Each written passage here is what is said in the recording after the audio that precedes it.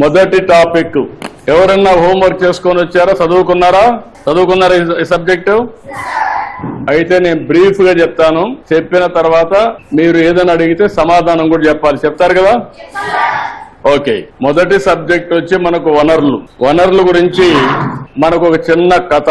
మోనా రాజు తమ ఇంటిని శుభ్రపరుస్తూ వాళ్ళ తల్లితో గడుపుతా ఉంటారు. అప్పుడు ఈ బట్టలు, పాత్రలు, ఆహార ధాన్యాలు, దువ్వెన్లు, తేనె సీసా, పుస్తకాలు చూడండి, వీటిలో ప్రతి ఒక్క దానికి ఉపయోగం ఉంటుంది అనింది. ఎవరు? మోనా చెప్పింది. అందుకే అవి ముఖ్యమైనవి, ఇవి అన్ని కూడా వనరులు అని ఎవరు చెప్పారు?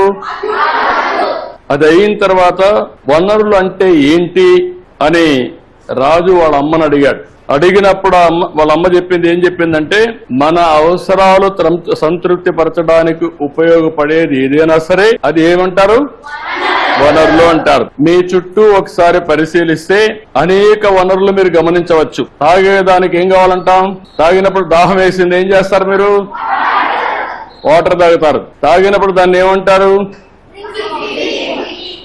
అదే సమయంలో మీ పాఠశాల అయిపోయింది, ఇంటికి పోవాలి, దేంట్లో పోతారు మీరు? బస్సులో పోతారు. దాన్ని ఏమంటాం? వనరులు అంటాం.